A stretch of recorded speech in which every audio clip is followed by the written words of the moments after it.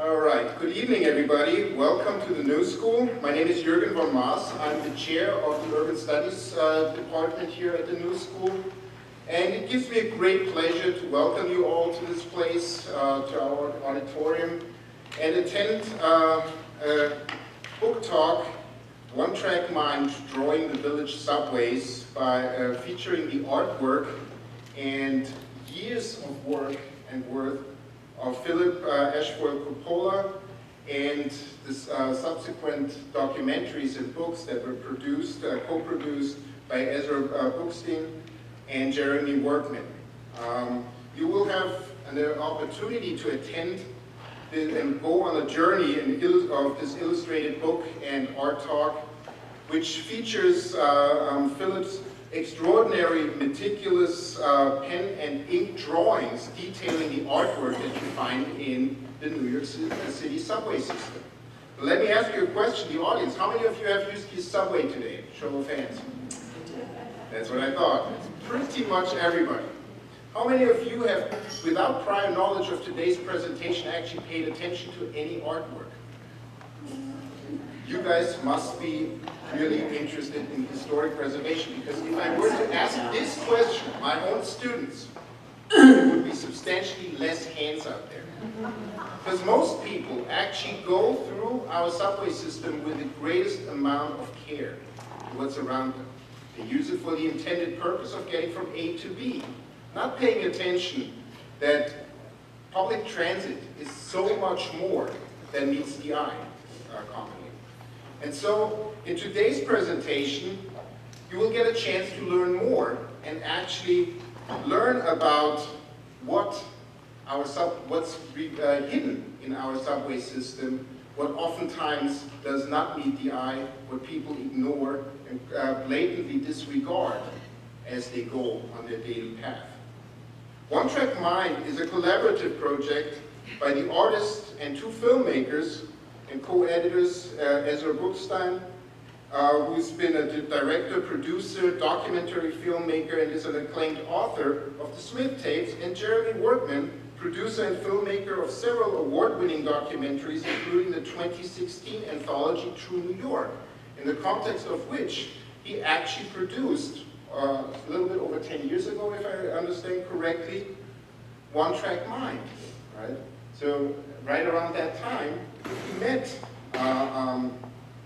Philip Coppola and became aware of the work that he's been doing over years by essentially walking and experiencing the subway system. So the book is giving the readers of what Hyperallergic called the most encyclopedic history of the arts and architecture of New York City's subway system. It's a 155-page book that consists of a foreword by Jonathan Latham, a general introduction, a concise history of our subway system, and is followed by 120 pages of some of Philip's best works, often together with annotations that give you more information and background of what is featured in these drawings, and thereby bringing this artwork to life. Philip, as far as I learned, is a native of New Jersey, who early on in his life essentially became fascinated by subways and the art therein, right? And for the next few decades, and I think up until now, right? You're still doing this. You're still working on it. He's been basically walking the subways, noticing what is so often not noticed, and drew sketches, meticulous, painstaking work of the artwork, the tiles, the mosaics, the typography that you find in our subway system, right? This work, eventually, I think it was in 1984, he self-published his work in Silver Connections, featuring thousands of pages of drawings, meticulous research that he conducted into all the art that he has seen, all right, and put it together in 4 volumes. However, for a long time, this work was pretty much ignored, particularly by the academic, mainstream, and other acclaimed experts on public transit, until slowly but surely over time, right, people started to realize what an incredible hidden treasure is to be found in there. And eventually the collaboration and acquaintance with Jeremy and Ezra resulted in the production of a documentary about this work, and now, just earlier this year, this wonderful little book that basically showcases a lot of this amazing, amazing work. Right? And I truly invite you all to take note, to purchase this if you can, and check it out for yourself. The presentation today will take us on this journey. We will see a brief documentary feature on this work, followed by a talk and some illustrated illustrations that Philip has done over the years. So the ultimate goal of Philip for this work is to bring attention to the subway's long forgotten craftspeople. Hopefully, it can also remind New Yorkers and visitors alike that there is beauty all around us, unquote. Right? So please help me welcome Philip Ashforth Coppola, Ezra Bookstein, and Jeremy Workman for an illustrated art talk. But before I hand over the mic to the presenters, let me introduce you to Ariel Cates, who will say a few words on behalf of the Greenwich Village Society for Historic Preservation. Thank you very much.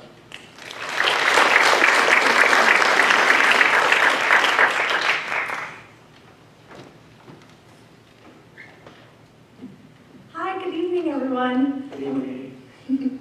I'm Ariel. I'm the Manager of Programming and Communications at the Greenwich Village Society for Historic Preservation. I'm so glad that you're all here, and I'm so grateful to the New School for being our host and for that wonderful introduction.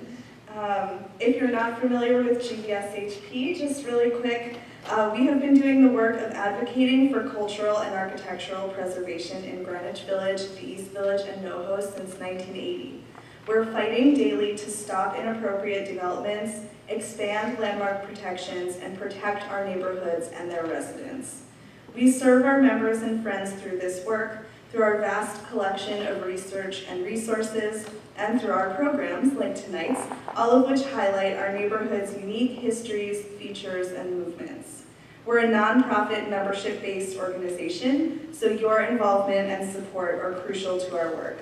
You can learn more at gbshp.org and on all social media platforms. So right now would be a great time to turn off or silence any noise-making things that you might have. And I will turn the evening over to our wonderful guests. Thanks so much. I've been nominated to say a few opening words before we watch a short film. Thank you, Jürgen. Thank you, Ariel. That was really lovely. It was wonderful for us to be here. Also want to thank Judith Stonehill and Barbara Cohen, who were very instrumental in us coming here and being a part of this of the Greenwich Village Preservation Group. So we're really appreciative to be here. Tonight will be really interesting. We're going to dig into Phil's amazing artwork. I'll give a little introduction just at the beginning of how sort of all this happened a little bit. And then, as I said, we have a short, about 5, 6, 7 minute short documentary that we had made previously earlier this year. So as Jürgen mentioned in his introduction, I first met Phil a good while ago. 1999, when I lived on West 11th Street, not too far from here. And I had met him when the New York Times featured Phil on an article about fans of the New York City subway system, with the headline, "Smitten by the Subway." And the great writer who was at the New York Times for quite a long time, Randy Kennedy, had written about a number of rail fans. And right around that time, I was talking to the photographer at the New York Times for that article, and he sort of turned me on to Phil, and sort of in conjunction with that article, sort of right on the heels, I made a short documentary that was very modest in its presentation and in its ambitions. It was a 30-minute documentary on Phil, who was more, at that point, just sort of a friend of mine. And it was sort of this loving portrait of Phil's artwork, but also his encyclopedia, which you're going to also hear a little about as well. Besides Phil's artwork, that's so impressive, there's also an incredible sort of scholarly and academic and voluminous encyclopedia that Phil has written. So I had made this short documentary, and over the course of many years, the documentary sort of had its own life. It played at Tribeca Film Festival, it's found its way on PBS, and it sort of had this little buzz around it where people would talk about the documentary about the subway artist. And over several more years, the establishment, I would say, of the New York Transit Museum, as well as other subway historians and buffs, became more and more intrigued and interested in Phil's artwork. And as a result, it took a number of years before we then approached a publisher and said, hey, this might be a really great time to release Phil's incredible artwork out and show everyone. And at that point, that's when I connected with Ezra, and Ezra and I sort of decided to launch a book on Phil. The book came out earlier this year, and it is called One Track Mind, and as you guys said, it's this beautiful little gem of a book, and I know we're not allowed to sell in this space. However, there might be some bandit sales that could happen on the sidewalk. See me after. But we are really grateful for it to have come out with Princeton Architectural Press. There was also a exhibit in conjunction with the book that the Transit Museum did earlier this year, and it was up at the Grand Central Gallery space. Some of you might have seen it, and it really was sort of the first time, I would say, that Phil's stuff was exposed in that sort of general, open to the public environment. So we are going to show, I guess we're going to sort of launch right in. I think that tonight we'll kind of keep it real informal. I know whenever Phil comes, does a public event, there's a lot of questions for him. We'll probably just start with a slideshow that Ezra and I have, which really sort of showcases some of Phil's great artwork, and we'll probably just do that simple thing where we read a couple paragraphs from the book that follows it. But you're definitely all encouraged to ask questions as we go, and there'll definitely be Q&A after. And Phil, as I mentioned earlier, brought along some additional new items just for tonight. The first thing we're going to show is just a short documentary that we made that was just for the exhibit of the Transit Museum show. So this is just a little sort of, step into what we sort of find so fascinating about Phil, sort of as a documentary.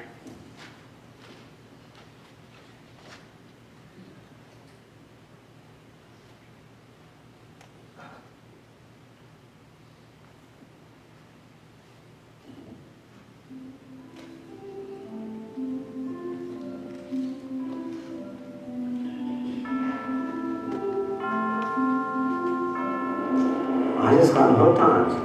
It started out with my father telling me that they're down in the subway, which is an odd idea to me about underground trains in the first place. There were pictures on the walls, which is another odd idea. Why would there be pictures on the walls underground in the subway, in a train tunnel? And they showed scenes of New York from years ago. Eventually I decided, well, it'd be interesting to go and look at this, the subway, see what's there, draw the pictures, tell the stories, and wrap it up. I'm Philip Ashforth Coppola, and happy to be a subway recorder. I've been working on my project since 1978, so almost 40 years now, and I'm still going on. I'd like to finish it sometime within my lifetime. About 100 stations covered out of 470, so I have ways to go. I, of course, have a day job. Mostly Saturdays, I go to the subway or to the library to research. And I work in evenings, I work Sunday afternoons, either writing or drawing, to get this all down. It's a big project, but it's a mission out of necessity because stations have been reconfigured in the past. And sometimes when people overdo things, they lose the original decor. And if I don't catch it now, it's going to be gone and there'll be no record of it. I staked myself out in August of '78, asked people, are you aware of the subway decor?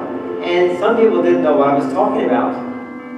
But what I'm talking about is the original decor where the walls were embellished to make the place look pleasant and comfortable and welcoming.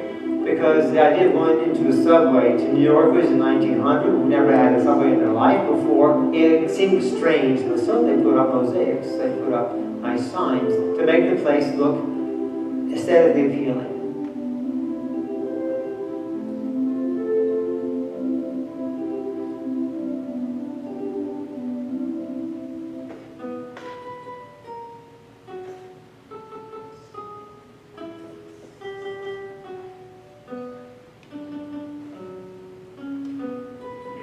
We're all very excited about the show. It's really wonderful to be able to work with you and to be able to work with this great material that you've created.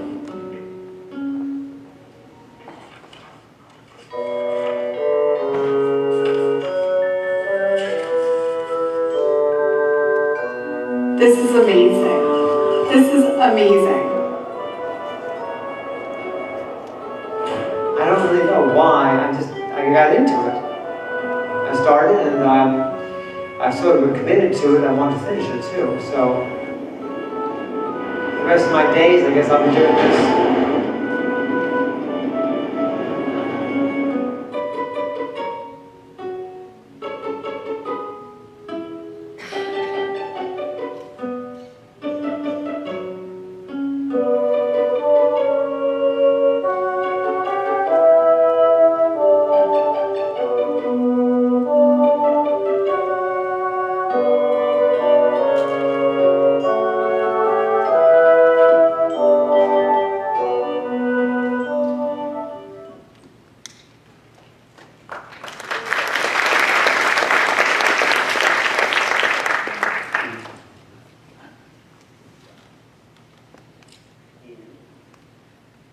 Ezra, do you want to go ahead and take Sure. the name? Put the control down. Where? Yeah, Nice. So we thought a good way to get started here is to bring you back and get you into the moment of when these things were made, when the artwork was produced, when the subways were born.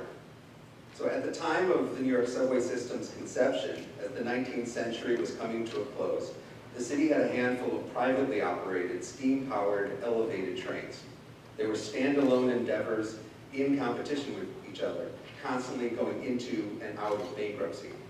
The subway was to be the marvel of public transportation that would finally unite the city. Furthermore, it would embody the ideals and monumental grandeur of America's New City Beautiful movement, louder, which in New York would also give birth to the main public library and post office, Penn Station, and the new Grand Central Terminal. The Rapid Transit Act was signed into law in 1894 by New York Governor Roswell P. Flower to authorize the subway's planning. The Rapid Transit Construction Company was awarded the contract for construction, with William Barclay Parsons serving as the city's chief engineer, and August Belmont II, through his Interborough Rapid Transit Company, financing the project. These fledgling subway lines, known as the IRT, were built in successive stages. Contract 1 broke ground in 1900 and opened in 1904, stretching the 9 miles from City Hall to West 145th Street to Broadway. Contract 2 began construction in 1902, opening stations in Manhattan in 1905, and then in Brooklyn in 1908. The architects of these lines were Christopher Grant Lafarge and George Lewis Hines, MIT graduates whose partnership had previously won the competition to design Manhattan's cathedral church of St. John the Divine. They worked very well together as Hines specialized in structure, Lafarge in design and decor. And because of this arrangement, Lafarge took on the subway system's design elements, everything from the mosaics to the air vents, and everything we'll be talking about today.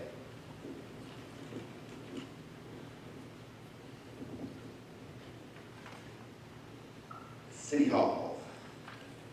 So all the drawings that you're going to see up in the slide are drawings from Phil, from his original work of Silver Connections. Phil, do you want to say a few things about Silver Connections before we dig into specific station drawings? I don't know. I mean, Silver Connections was an idea to, as you know, the reason why I did it, and it's become a lifetime endeavor. There are four fat volumes already, and they go from 1900 to 8. And then the fourth volume is about the path system. Anyway, so how many pages are there now? God knows, 2,000. So I don't know. It's a good number.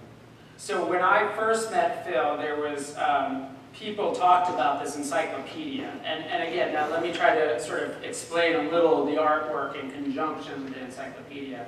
The artwork that you're going to see, and then we're going to go through and we're going to talk in historical detail, they are taken from the pages of Phil's Silver Connections. So Silver Connections is the encyclopedia that Phil has written on the history of subway decor and design in the stations. And it numbers several volumes and many, many hundreds of pages. And growing. And growing. It's still going. It's still going. Yes, indeed. There's a few people that maybe even in the audience that have copies. For many years, it was sort of something that people would talk about the Silver Connections. You know, the New York Times Library had one, or the New York Times Reference Room had one. The New York Library had one. Some libraries in the city would let it out and share it with the public. But lately, it's kind of been a little bit kept under wraps by a number of establishments. But they're beautiful books that are just really tell the complete story. So Ezra and I were really taken by the fact that Phil not only was this historian, but he was also an artist. And it seems pretty rare, and there's not a lot of precedent that I could think of a writer and an illustrator doing the same work. Somebody mentioned to me, who was it? The poet that. Blake, thank you. Thank you. As one example. But I mean, there are others. But certainly, it was something that really struck us. That not only was it this scholarship, but it also had this artistry. And when you see Silver Connections, it really is like an illuminated manuscript of from the Middle Ages, where you're sort of going through this sort of scholarly book. But as each page turns, there's this incredible artwork that sort of jumps off the page. A lot of which we're going to see now. Can I say something? Yeah, please.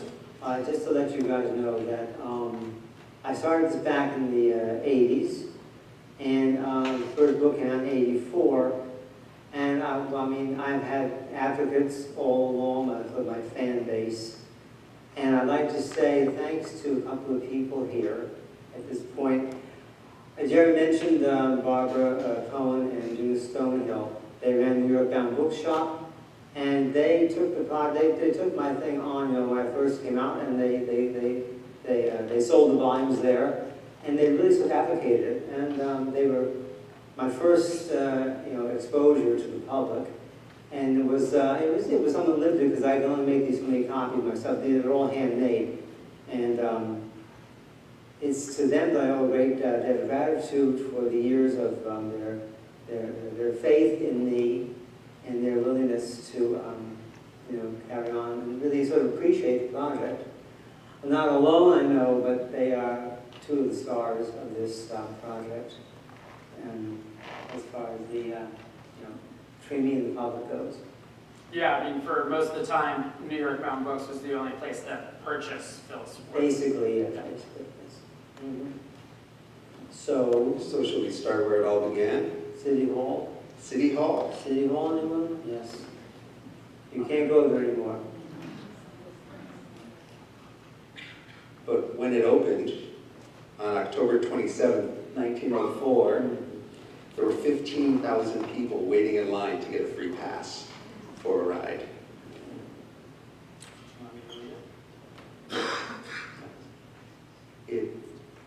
It closed in 1946 because the trains got longer to support more and more riders.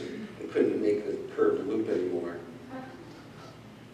It's still around. It's still open at very rare moments. Phil, you've been down there. Well, yes. I mean, officially, the Transit Authority or the Transit Authority Museum will host a fan trip to the station.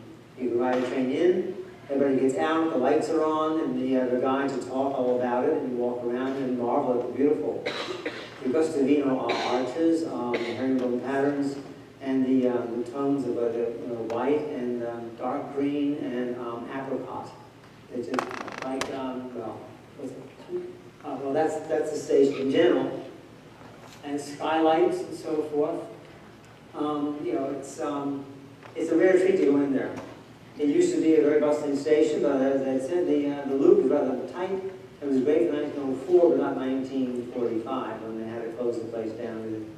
The trains go through there, they screech like heck, and so you really can't enjoy yourself much if you're in there. But the trips are available if you contact the Transit Museum. They would offer them every now and again during the year. Mosaics? Or no, sorry, that's the stained glass. Yeah, that's skylight. Oakland Bridge. The BB. Oh yes, the monogram. Lafarge designed this monogram for Oakland Bridge, and it's the only one or two monograms in the system. This is the mezzanine. This is the very unfancy part of the station. The best part of all, where the eagles are no longer visible. I don't even have a copy. I don't have a picture of one. But there were side platforms at one time until the 1960s. They closed them down. I just simplified the ride, and the eagles are back there behind the walls, and only people can get into the doorway, which are always locked. You can see them, but you can't now. And that's a big station, big express station. Oh, I can read the Canal Street mosaic. Just maybe put that. There we go. So here I'll read a couple paragraphs about this. Chief Engineer William Barclay Parsons came by one day with a message from the subway's financier, August Belmont II, ordering the architects to cut down on all the variety and create a standard design for the stations, because individualizing them was costing the banker a mint. As you saw in the previous slide with City Hall, where it was this sort of individualized station. So Lafarge worked on establishing a standard, repeatable design system for the stations and settled upon this mosaic format for name panels. While his design was standardized, these panels and the station's design are distinct in one specific way. It was a system Chief Engineer Parsons and his team formulated. How were the weary commuters new to the very idea of subway travel going to recognize their home station in an instant? The stations were color-coded. So this has a very specific color that began the sort of the pattern where each stations would have a specific color. And then Phil, in your research, you sort of found out that these were designed by a French and Italian craftsman led by a designer named Felix Ashforth. The cut mosaic work, which you'll see if you look at the stations, and these are the 1904 stations.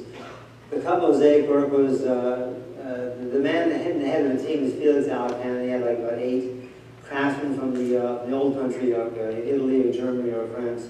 And they would snap these mosaics into pieces, and because the architect would lay out the pattern, and they would snap, and they would cut the mosaics to fit them. And they created these. The colors were, the colors and the designs were all preordained by Lafarge.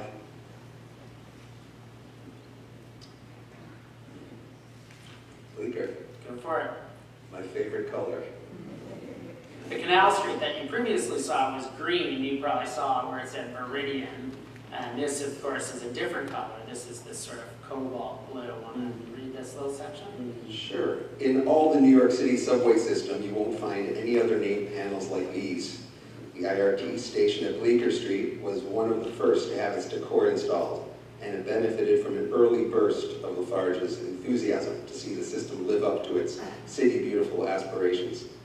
The faience name panel features enormous oval platters surrounded by a wide, irregular frame of scrolls, blossoms, acanthus, clusters, all in a deep, lustrous cobalt blue. The station's 8 original faience name panels all survive to this day, thankfully. Manufactured by Groupie Faience Company of South Boston, which was better known for its vases and the lamp bases it produced for Tiffany.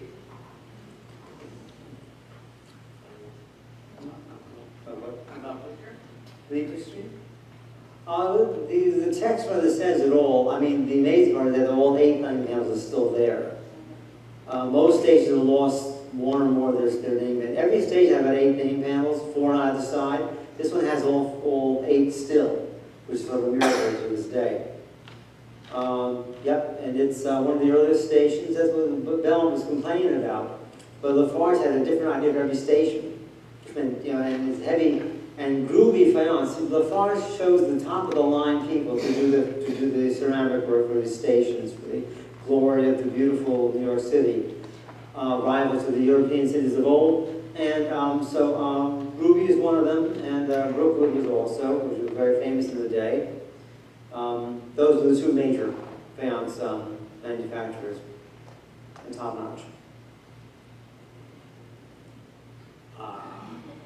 Surely the Astor Place Beaver plaque is the most fondly beheld of all the subway's iconic tableau. Astor Place's namesake, John Jacob Astor, was one of the richest men in the world during his lifetime. Astor, labeled the landlord of New York, made a great fortune in real estate, but other fortunes came before, most notably when he latched onto a fashionable trend of his time, when gentlemen of quality wore beaver fur top hats. He entered into commerce with Native Americans and Canadian trappers, importing beaver pelts, and established his own trading post in Oregon, which he modestly named Astoria. So it was beaver pelts that earned Astor his early fortune and enabled him to start buying at Manhattan piecemeal. Hence the beaver plaques to pay homage to the beginnings. And these plaques and cornice were also fabricated by Groovy Faience, which was a firm in South Boston, as Phil pointed out in the previous one. I had learned when we started this process of this curious word, faience. I didn't know that word before I sort of got involved with Phil. But I guess it's like a terra-cotta faience, a molded terra-cotta. It's a higher form of terracotta. It goes through more processes than normal terracottas. It's exceptionally good for like exterior work. It will withstand the weather much better than terracotta would. So some of these art images and artworks, that is a faience versus some of the other mosaics that you've seen. But the faience are more like sort of a baked design, I guess. Baked more than once. Yeah. Something like that, with glazes and so forth. Like with a glaze. Glaze, 2 glazes. Yeah, it is. Now, a lot of these that we're seeing on the 6th line, why is that? The what? The 6th line. The 6th train. Yeah. I'm mistaken. IND. The 6th line. And why? What's the question? Why are we seeing a lot on the 6th line? Because that's the early IRT line. Briefly put, the IRT line started at Oakland Bridge, went up to Grand Central, and across towards Egg Street to Times Square, and then up Broadway from there. It split off at like 96th Street, so they sent a line over to the Bronx, Lenox Avenue, and the Bronx, up to the Bronx Park. And the Broadway line went up to the top of Manhattan, and eventually was extended to Van Cortlandt Park. And that's all the contract won, 1904, and stages thereafter into 1906 or so. And so that's why people can be confused when they go up the Lexington Avenue line. Stages up to 33rd are one style, and then you go beyond 42nd Street, and it's like different. And they wonder why did it change? Well, it did change because it's another. there's a whole construction history that I won't get into right now, but it's been fun learning all this stuff. I come into this like, I'm totally unknown and unknowing. But I've learned a lot over the years of the history of the city and its transit. So 14th Street, Eagles. Oh, yes. These eagles and escutcheon plaques adorn 3 stations on the IRT line. Brooklyn Bridge, 14th Street, Union Square, and 33rd Street. So the question is, why are these eagles only at these 3 stations? Well, if we associate these American bald eagles and their star-studded shields with American defense and strength, then armories are the answer. The 71st Regiment Armory stood just upstairs from the 33rd Street station, and the 42nd Infantry Armory was at Union Square. As for the eagles at Brooklyn Bridge, it's not readily known if there had been an armory there. Unfortunately, these were covered up by a station reconstruction project in the 60s. This text that we're reading is pretty much extrapolated from Phil's scholarship on Silver Connections.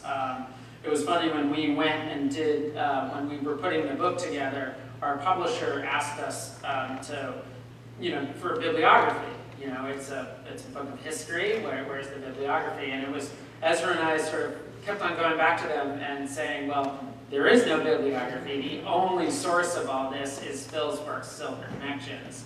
There's really no other published or written account of any of this. And finally, they relented after many conversations of just saying, okay, there's not going to be a bibliography here. Just one note about the 14th Street Eagle. It was lost to public sight for decades. The mezzanine on 14th, as you may remember, became quite a bazaar of shops. And these eagles were up were on the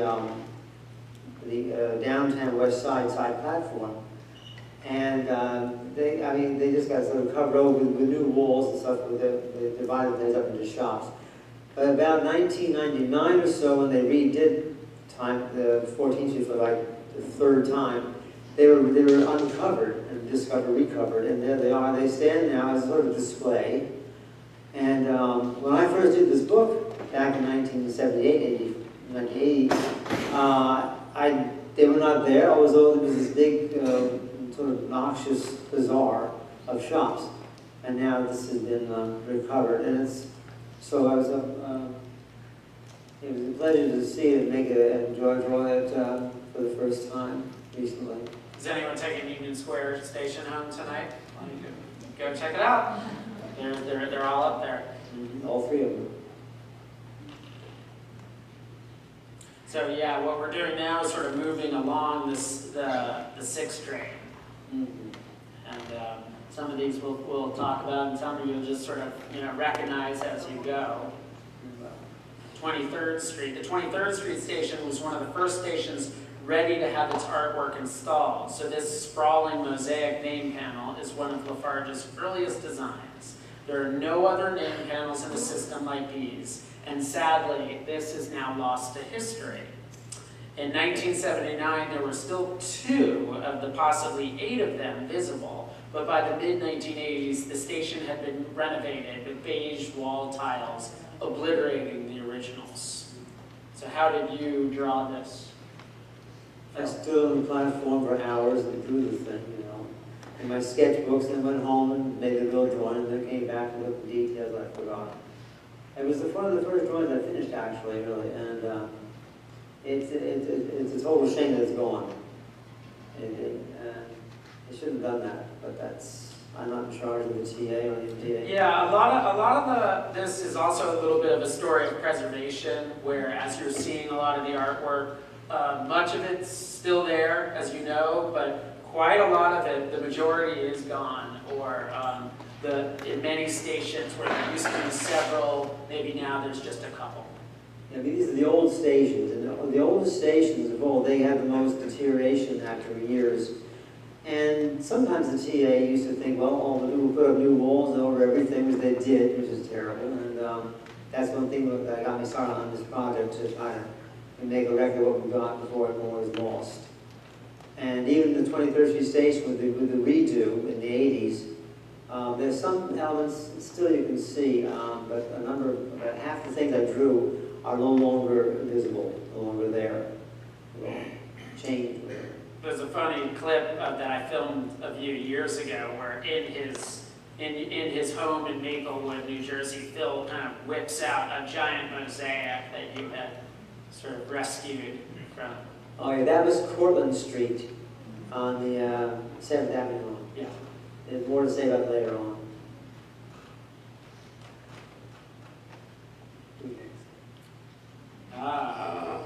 This is another world famous one, as you all know, Columbus Circle. Ezra, you want to read that? Sure. So, Lon, do you need me to turn anything down over here? I just hear a buzz. Oh, okay. This was actually the very first station to receive its complete design from Lafarge's drawing board. And it is an example of the most lavish use of faience, featuring plaques of Christopher Columbus's Santa Maria and broad modeled cornices.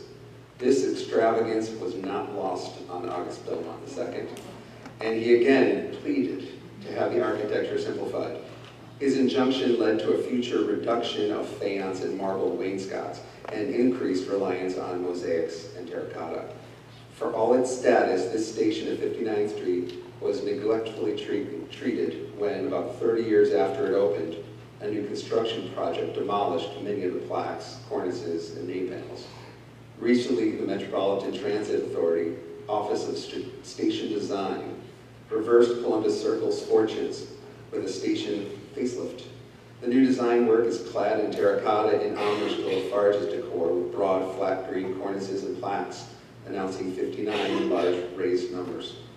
The new mosaic name panels, complete with ivy bells, florets, and other decorative designs, are faithful to the originals. The original faience were cast by Gruby Faience in Boston in 1902.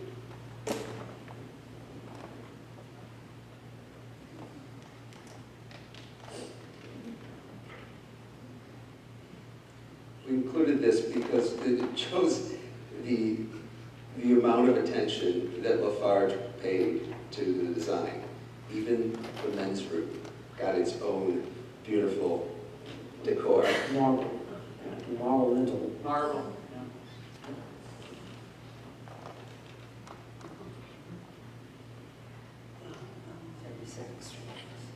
No longer. Who's there? Oh yeah, the old control house is still there, but the new one, much like twice the size, just across the street at is it Cordery Square, I think. And it's amazing how it still leads into the little narrow station. But it has a neat. Does that have the? All right, 79 going up. Yeah, this is Rookwood. These are all along the one stop. Yeah, we're on Broadway now. Upper Broadway.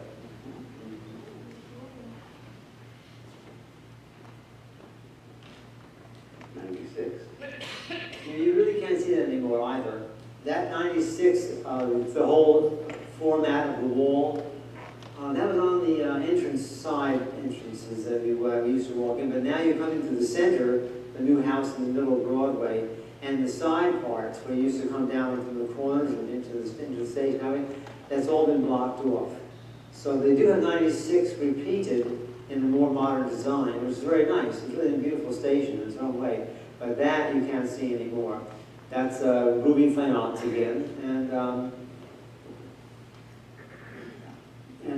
just Mosaic.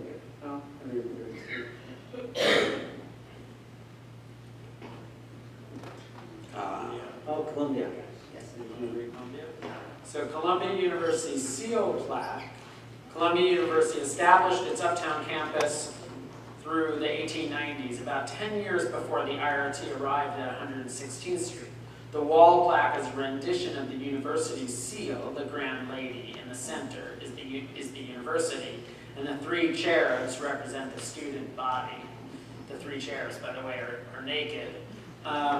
The seal itself was designed by the Reverend Dr. Samuel Johnson, the first president of King's College, whose original campus was down at Chambers Street in pre-revolutionary New York. King's College then changed its name to the present Columbia after the American Revolution. And this is one of the more beautiful Contract 1 stations, and its lavishness may have had something to do with the fact that William Barclay Parsons graduated from Columbia. Yeah. This will be a neat contrast to another college that we will come to right now. That also is quite interesting and has a great backstory on Earth. This beautiful City College mosaic wasn't original. It's likely that the first version of this stops decoration, dating to 1904, it had standard mosaic name tablets in the panel, 137th Street, in white on blue. But City College wanted its existence acknowledged in the station in the same way that Columbia University was named 2 stations south. City College filed their first petition with the Rapid Transit Commission within a year of the subway's debut, but its request was declined. City College tried again and again over the next decade until the Public Service Commission agreed to install modest placards announcing City College on the station's walls. Not satisfied with such a token response, the college resumed its efforts, and by 1920, the Transit Construction Commission agreed to a name change, though it demanded that the college fund the project itself.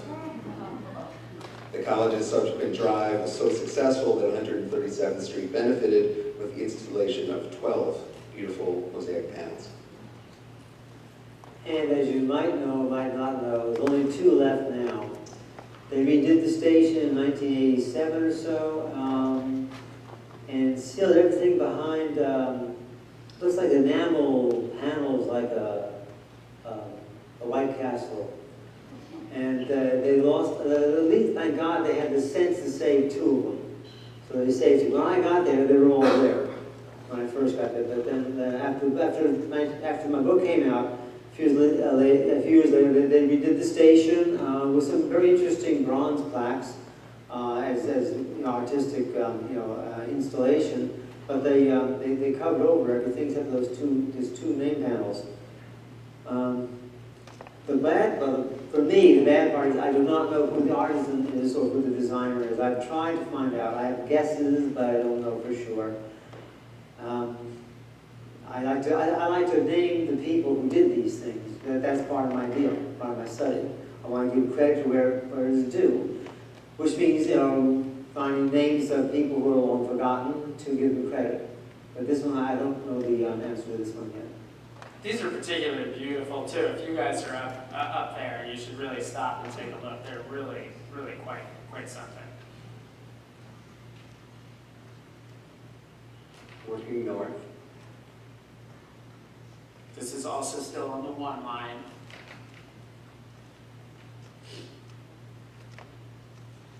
And this is going to take us into 168th Street, which is, I could read about. It's a beautiful station. Many of the pieces in 168th Street, it's almost like needlepoint rendered in mosaic. The ribbon of triangles and florets surround a stone ceiling wreath that once bore a light fixture above the centerpiece. Go back to that one with the light fixture. The ceiling mosaics. This station has ceiling mosaics that were eventually corrupted by water pressure and fallen out in some places. But recently, the delicate pattern has been reproduced to look like the original. The elevators have been removed completely, which was another part of the city's history that's now passed. So this 168th and the station 184th are just, 181st. They're beautiful. They're really just sort of remarkable stations in their detail and their execution. Yeah, what we're looking there is actually where a chandelier, right? Like a light fixture fell. Well, this would be a small one. This is there's a bridge that goes over the track, leads to the elevators. But the ceiling itself has do you have the large one? I think we do. I think you Keep do. going. Coming up. You should. Keep going forward. That's the Mosaics. Beyond that. There it is. Now that's ruby fountains also.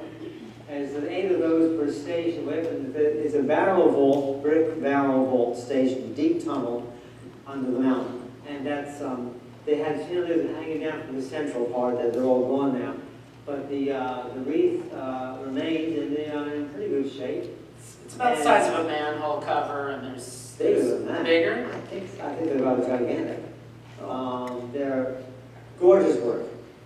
And it's a testimony to Ruby that he did that. On 181st Street, which is the sort of the sister station for the previous one, which is deep under the hills of Washington Heights, 126 feet below ground, lies the 181st Street station. There's an oversized rosette crowning the name panels, and everything is done on a grand scale. The large mosaic band of frets and florets arches with the barrel vault just it begins to curve over the heads of commuters. Form was function, and all of the architectural arrangements, plaques, cornices, paneling, floral designs on the walls, even the air vents, were meant to remind the commuters of a pleasant room, providing comfort to city folk unaccustomed to riding a train under the earth. 181st Street station is actually not the deepest station in the system. The distinction goes to 191st Street station, built in 1911, which runs 180 feet below ground. We sort of were looking, going back to that previous one a second, Ezra, that it was just, everything was just sort of done so lush. A lot of these look like, Persian, rugs or something, like they're these beautiful sort of rugs and detailing like they would be in a living room. I know that was something that we sort of noticed quite a bit, that it was like, yeah. Like a tapestry, oriental rug. This particular shot, this is Lenox Avenue in Harlem, 110th Street, which is an island station, so they have these panels on the walls opposite the tracks. And you can see it's, is there another one too? It's, well, I guess we'll go with the best one underneath. It's floral and jewels and everything else. It's a beautiful piece of work. And that's Felix Alcan's work again, also the mosaic snapper. And this comes back to something that we mentioned very briefly at the beginning, which was, this is the subways we take for granted now, obviously, but back at the time, this idea that you were going to ride in this vehicle underground, people were thinking that it was going to be like a roller coaster or something, and that people were scared. This was, I believe it was this, where does New York fit on the chronology of subway stations? Subway systems. Kind of early. Yeah, I think London was first and New York was second. Well, then Boston had their subway sort of, like a trolley tunnel. That preceded New York it was 1897. And then New York had their subway, a revolutionary idea which took years and years to finally come to be done. With all sorts of opposition, politics, et cetera, et cetera. So that's what about the third? So there was this sort of real effort to make it seem comfortable, so make it seem like it was nothing more than this beautiful living room that you're going to step into, and that's why a lot of these details seem to evoke this kind of richness and this kind of luxurious lifestyle, because they were sort of inviting people to sort of experience that and not be scared in a way. And, these kind of things were on the walls of wealthy people. Yeah. And they weren't taking the subway, so this was a little sort of view in the window, like, oh, we get it too. This is beautiful. Okay. 125th, going north. This 125th? Okay, well, this is Lenox Avenue, and this is terracotta, made by the Atlantic Terracotta Company in Staten Island, as it was. And that's the mosaic rendition of the terracotta of 145th Street. So they started to get sort of less and less detail, more and more standardized. Less money, cheaper. That previous one you saw of 145 was actually a mosaic version of a faience. So it now suddenly gets sort of more easier for them to make and cheaper as well. We're going to move a little bit quicker just so that we get to some, like, you know, Wall Street and whatnot. Very exciting. Before the 5 line, Fulton Street. Fulton's Folly. When Robert Fulton first brought the steamboat to New York in 1807, it was nicknamed Fulton's Folly, because nobody believed a steam engine could possibly have the strength to turn a heavy paddle wheel and propel a vessel upstream. But Fulton knew better. He'd already run a steamboat in Paris in 1803, where he found a wealthy New York benefactor, Robert Livingston. Later, with Livingston's backing, Fulton steamed up the Hudson from the Battery to Albany and back, nearly halving the time it took a sailboat to do the same trip. 4 of these faience plaques survive on the west side of the station, but the east side of the platform, along with its faience plaques, was entirely bricked over in the 80s. This was fabricated by Rockwood Faience in Cincinnati, Ohio in 1905. It is possible the master mold was modeled by John D. Wareham. One thing I love about these is that they are commemorating and remembering and immortalizing this part of New York history in 1904 of 1802. I mean, and here we are trying to hold on to it. And thankfully, Phil has a strong hold on that. All right. Been there, done that. Okay, Fulton Street. Standard BUs. Wall Street. It's another very sort of famous faience in the annals of the New York City subway station. Anyone seeing this view of New Amsterdam would have been standing just outside the Dutch settlement limits on the northern side of its fabled wall, which spanned the width of Manhattan Isle. The Dutch governor, Peter Stuyvesant, had this wall erected in about 1653 to protect the town as the British were challenging the Dutch's hold on the New World and there was an ongoing conflict with the Native American tribe. The Dutch brigade that patrolled the interior of the wall eventually wore a path through the grass, and this dirt lane became known as Wallstraat. When the British attacked in 1664, they came in from the bay rather than the north, so the wall didn't help.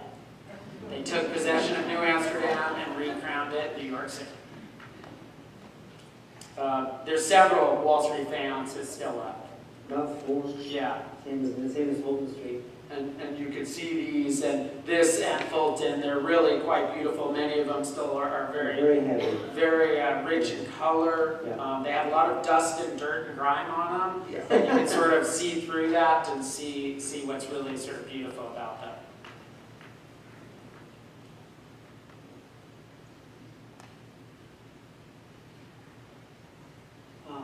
Yeah, Bowling Green. This is what set me off.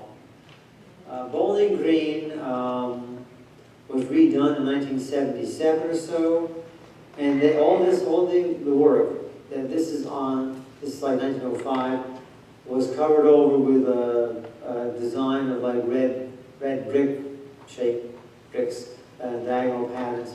They didn't save one of them. There's name panels and these. That's the name panel. There also were the tapestry panels also, which I don't think there's a picture of that. Luckily, though, when I was at the museum back when it first began in 77, 78, they had on display large-size color blow-up photos of the name panel and the tapestry panel. So I took notes on it right there, and so I was able to make my drawings. I never saw them in person, and this is one of the things that set me off, to preserve the subway, because these things were happening in those days. So now we at least have a record of what we once had. It's probably still back there. If they took the walls down, they might recover them, but that's up to the MTA. This is South Ferry. The old South Ferry. With wind whipping sharply across New York Bay, the Battery has always been a great place to sail. The Dutch held races here in sloops, just like the one depicted in this station's plaques. In fact, these sturdy little vessels were used to ferry people and cargo up the Hudson, monopolizing river traffic from the 1620s to nearly the 1850s, when paddle boats came to dominate the waterways. These faience plaques have the deepest relief of all the system's pictorial decor. The porters hated them because so much dust settled on the sloop's hull and sails, requiring additional cleaning. How many of these are up? Several. Well, the station's closed. Yeah. But there's quite a line of it. It's a loop station. I don't remember if I ever counted how many there were. I did see them, but I don't remember if I counted. Yeah, it was recently closed, this station. Yeah, I couldn't find one. Closed. Yeah. Yeah. Well, now we get to Oh, your Borough favorite. Oh boy. Yeah, I guess maybe we'll let the slideshow on Borough Hall just because Nice, it's really, perfect. yeah. Easy enough, yes. Borough Hall is the epitome, the apex of the Lafarge's work. I can't tell you how much is he invested in Borough Hall, but it's all gorgeous. What's this? Well, that's the name panel. You see how elaborate it is with festoons and a console on top, and move on.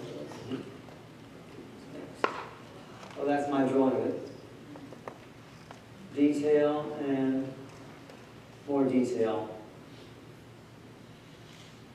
And that's a pilaster, and there's like two versions of that. Yeah. And finally, we finally have the. That's up. That's in the. That's up in the entrance, up the on the Borough Hall side of the entranceway. On the monogram. Oh, this is the other monogram I told you about. This is Borough Hall's monogram. I mean, what can I say about a monogram and a wreath? It's like victorious. It's the whole place looks like a Roman. Mine reminds me of a Roman festival hall. It's the where you should go look at it in person and stare at the walls. So I don't worry about people. Be like me. I can do it. You can do it too. And there's a lot to take in. Quite a lot. Why do you think this station was the one that Lafarge sort of pulled out all the stops? I don't know. He wasn't a Brooklynite, I don't think. It was Brooklyn's first subway station, and maybe he thought it merited a extra royalty. I don't know, but he had a broad canvas and he filled it up very nicely. Do you want to introduce these drawings that you did Yeah, I did. tonight? You know, some of you, mostly I hope, have those brochures that I handed out. I did a couple of drawings, mainly because I think it's the Greenwich Village, so I did some Greenwich Village drawings. And oops, sorry. So this is a drawing that Phil did for tonight. yeah, right. This was, it says the old prison village. This is the fine Christmas tree, Sheridan Square. And we have a couple more of these, which was a supplement that Phil made for tonight. I can hand out. You guys can share if you guys want to take a look at this. Pass a few of these around. You can just take a look, pass them down the aisle. I'll sort of ask you to reference your copy because only the drawings there, not all the extra pieces There, that a couple go more. into the books. Sure. And here, you just pass them.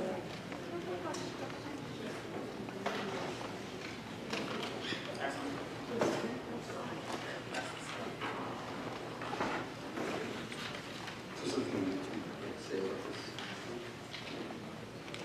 Well, this is the old state prison. I'm down on, that was like down 10th Street, I think, in the neighborhood. When I first started the study, it seemed that some people didn't know what it was really, but you know, it wasn't that hard to figure out. And this is the contract. Sorry, this is 1918 variety subway decor, different from the Lafarge era, mostly mosaic, and the terracotta plaques depicting some buildings. This is the old state prison. Briefly said, Squire Vickers was the chief designer, architect, engineer of the Public Service Commission during the time when these stations were built. In the World War I years, his good friend Dole, W. Herbert Dole, was mainly responsible for the figuring out the decorative devices and the way they were set up. He was I think he was a watercolor expert, and he did that as he was part of the watercolor and painting club, whatever, I don't know, but he did this. And their friend Dave Van Everen, I believe, essentially was responsible for designing the pictures of these various buildings, which are now and then seen in the World War I era subway stations. So that's Vickers, Dole, and Van Everen. Which station is this? This is Christopher Street on Sheridan Square. And you can still see these? Oh, they're here. Oh, they're all over the place, yes. They're not upstairs. They're fine. Now, the next thing you're going to see is a gate. Now, you look at the next page is my sketch of the gate, which I made in 1993. And, This one? there it is. Yep, that's the one. Now, this was here from 1918 until the 90s. They're gone now, but I made a sketch, and I just recently, I did this tonight, for tonight's show. I finished up the sketch and made it more of a drawing. This is what it was like in 1918. This is what sort of the ironwork and the controls they had at the time. I'm sorry, is this still up? No, it's gone. Since I saw it in the 90s, it's gone now. So I don't know when it was taken down, but they cleaned things out. The next one is more modest. I was back in Franklin Street. It's very simple, but it's there. I don't know. It may not be 1918, but it's like really early. And I saw two. Well, this is the skinnier one. There's a bigger one too. But the fact that it's still there is sort of amazing. This is Franklin Street further down the line, and I just took note of it because it was intrigued to see these rather modest gates, but they're still alive. Okay, next. You'll see the sketch I made for the Portland Street ferry boat. That would be this one. I was there in 1978, drawing it, standing on the platform for hours, drawing it. They were tearing it down at the time. Another reason why I started the study and I got concerned about it, because this was being taken down at that time, in the late 70s, and they redecorated the station in beige glazed bricks. That's it. Up and down. There was this ferry boat and also a design mosaic band similar to the one at Christmas Street, Sheridan Square. They just tore it all down, put the beige brick. And then 9/11 happened, and it was all destroyed anyway. And now I just realized that within the last month, Portland Street will reopen again. I saw a photograph, very stark, white and stainless steel. I think that's about it. Which I guess is sort of fitting for the occasion. It's nothing like this, though. There's a beautiful sketch of it in the book. Yeah, you it's in can't the book see too, it, yeah. but one of Phil's, we feature a bunch of sketches from Phil's sketchbook, and there's a really interesting one Yeah, well, of this where it's you the same one detail here. all. So Oh, all the colors marked there, that's what it looked like. Which is, a testament to the skill of, I believe I'm sure it's still Van Everen that did these. we are going to move to Q&A, but Yeah, whatever. the few minutes we have left. Okay. It's questions. One thing I know everybody asks is your process a little bit, which is, I can sort of, speak a little about, which you go to the stations with your sketch pad and you draw them first, and then you go home and sort of redo them. Yes, I do the final sketch. The final with the in pencil, then put it in ink. Erase the pencil, then do in color and shade in the coloring, black and white, but it's still sort of coloring. The deal is that drawing will take you at least three occasions. One to sketch it in the station, and then come home and do it in pencil. Then to ink in the lettering and the outlines, and then to and then shade it in. So about three days worth of work for drawing. And if there's some questions, I go back to look at it again, make sure I got things right. So it's more time. That's how it's done. Are there any questions? But you don't photograph them at all to aid you in your sketching? Well, when I first started out, and I wish I had done it, when I first started out, I was under the injunctions you don't photograph in the subway or you get arrested or you get confiscated. Then I got a pink card permitting me to do so from somebody at the TA. It had to renew year over year. And eventually I was told, Phil, just shoot the pictures, forget about it. So, like the ferry boat tile, I didn't photograph. I wish I had, but I did not photograph it because that was 1978 when I first started out. So I wish I had done more photographing. So yes, now I use photographs and drawings also. I use my sketches to put in the coloring, and I use the photos to show them what it really looks like in more concrete form. But the photos, their colors are not always the ones I see in person. So between the two of them, my sketches and my notes and the photos, I get what I believe is the right image. And so you know what it really looks like. Okay. Yes? Next question over here at the shop. Is the Lafarge that you're talking about, is he related to John Lafarge? He's his son. Yes. I have a lot of questions about this. Are you familiar with all the artwork called Arts in Transit? Because in 1989, I worked on 86th Street Broadway, that project there with tiles. Have you visited those? Oh, the lady, there was a lady involved with that. 86 in Broadway? 86 on Broadway? Yeah. The Arts in Transit. Del Tufo, I think her name was what? Del Tufo, anyway, I know about it. Yeah. So yes, and that was one of the earlier stages that was given an artistic, embellishment or an additional artwork into it. Now it's quite a big thing. I know, this Bloodworth, Yes. Sandra. Yes. Yeah, she had a book put out about a year or two ago. They had the reception down at the new hub, the Fulton Street hub, and it was not even finished then. There was still rough concrete and stuff. So yeah, I'm familiar with it. It's grown over the years. Yes, what's up? This program was a delightful breath of fresh air, especially in these times when it just took me out of everything that's going on out there. And in contradiction, somebody mentioned the dust and the grime, and that's how I feel when I'm standing in front of these treasures when I am in the subway. Do they ever get cleaned? Have they ever? Actually, they do get cleaned. And now, concerning, as in when Jeremy was talking about Wall Street, the Wall Street plaque, if you look at it, it's really kind of distressed from the cleaning. I think they may use too strong a solution on them to get them clean them up, and those look rather strained and stained. I don't know what the best thing is to use on them, but that's up to them and their engineers and their chemists and so forth. They're not being cared for. Yes, you're right, yes.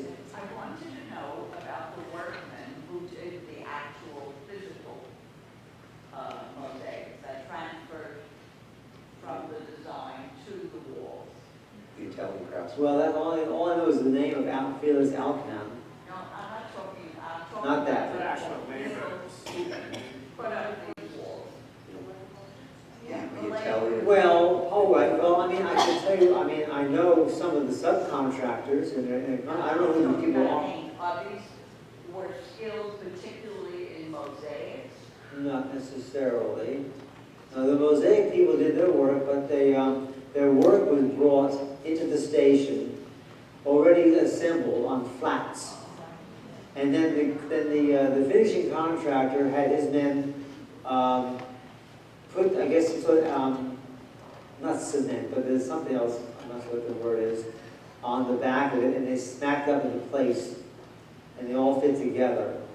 Now, the mosaics you see, like the name panels, they were assembled in the studio, upside down, glued onto like a sheet, brought over there, and then the finishing contractor put particular sort of cement on the back, and put them up in place and peel the paper off.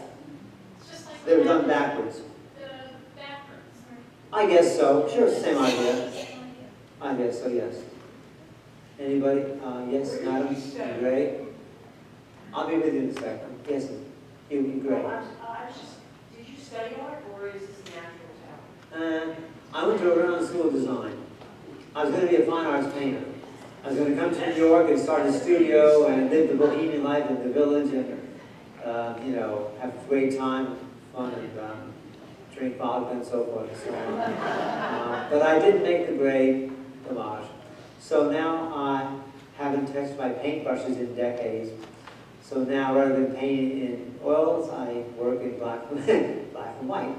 Not much color there, except for I imagine is there. Yeah, you pretty much, it's just a pen and your ruler and paper. I broke his T-square, yes, on that, yes.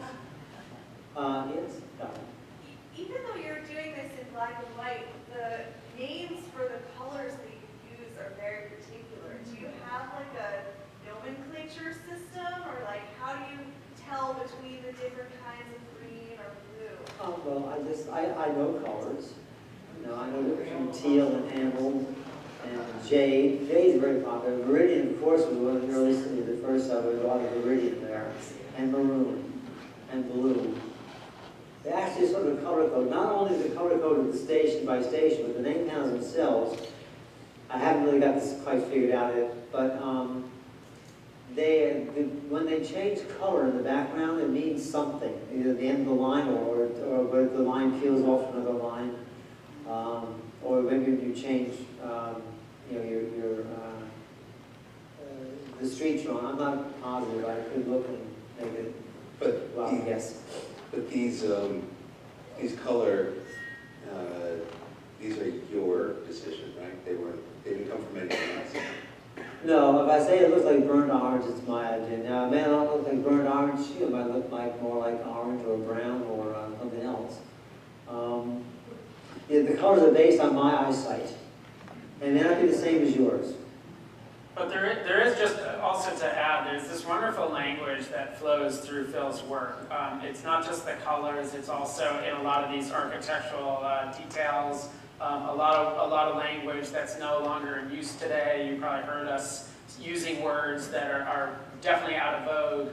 When Ezra and I first approached the novelist Jonathan Lethem to help us write a foreword for the book, that was really something that caught his eye as well. It was just this kind of, you know, rich language that Phil had sort of also unearthed during his process.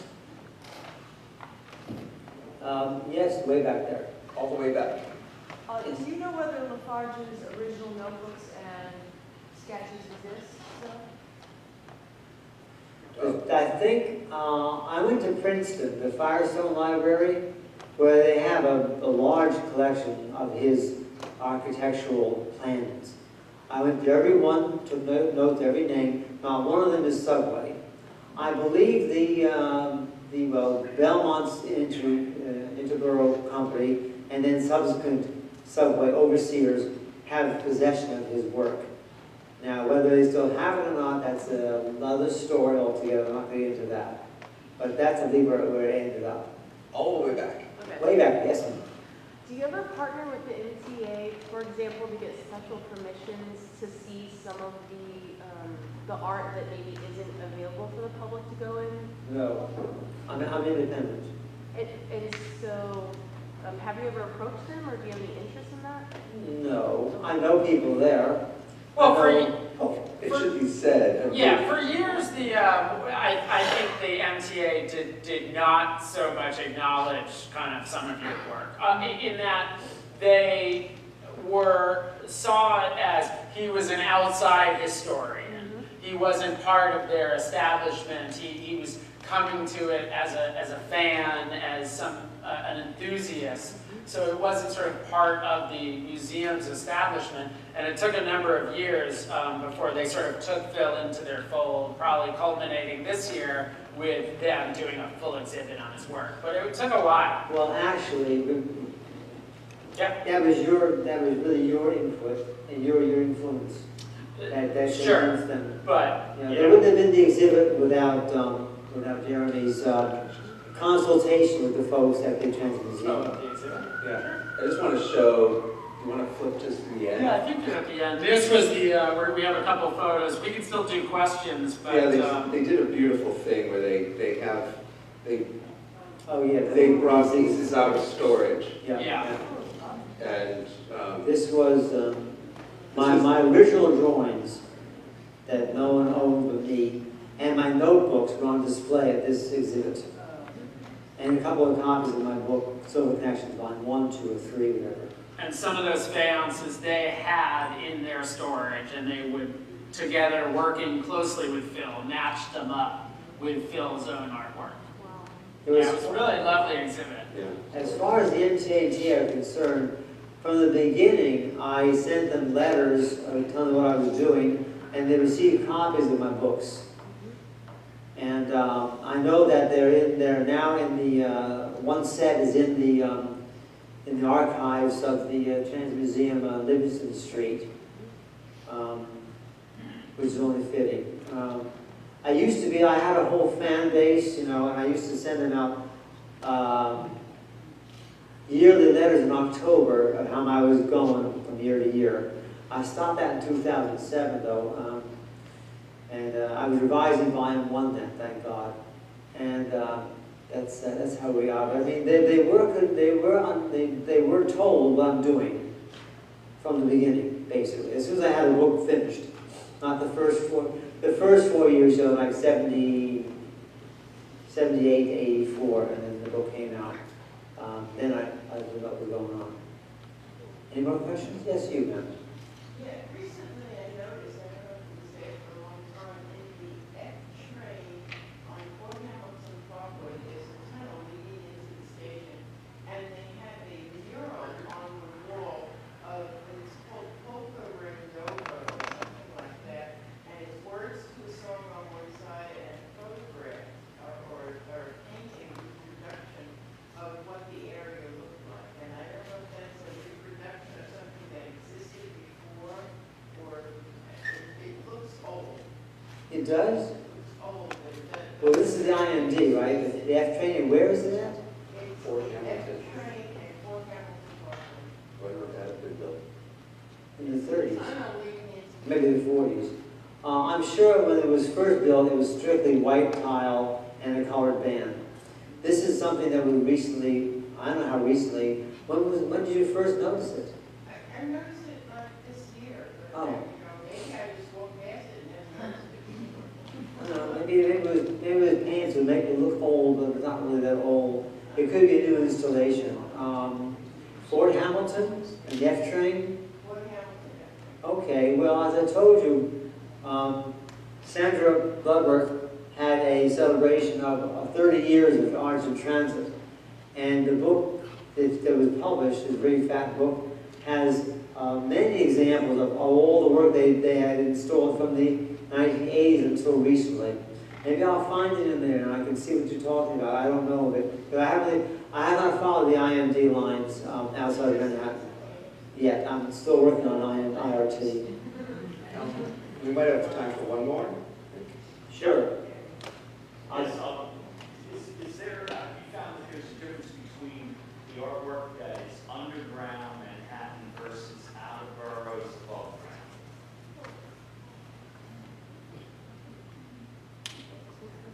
Above ground artwork?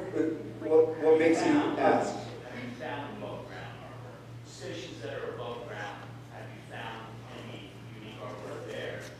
Well, they are, but it's all recent.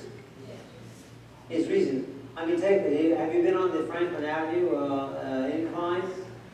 No. Okay. Well, what station are you thinking of? Nothing particular. Oh, nothing particular. Okay. I know that I just did the Pelham Bay line as a separate little book, and they were at that time installing artwork in the station. The station was 1920, and since then they've been through a number of changes. And just within the last 5 years, they have been installing work at every station, artwork of some sort. It's all different artists for each different station. That's it, but that's all new stuff. If you go to Queens on the 7 line, you'll find some old art that's above ground you might find interesting. On the 7 line? At Queens, yeah.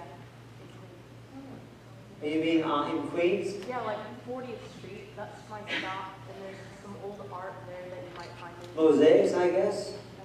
Yeah, and stained glass, yeah. Stained glass? That sounds newish, It's but like a 30s. the mosaic work, I'm sorry, I interrupted you. Go ahead and say it again, please. Maybe 30s, if I had to guess, 20s, 30s. I could be wrong. Well, the number 7 elevator line along like what Roosevelt Avenue, that's all being stretched, reinforced concrete work. That's still 1920 or so, 1918. I don't know. That's the 7th ending off of Queensboro Plaza. So. I just got the signal that we should wrap up. Okay, wrap it up. We've enjoyed our time.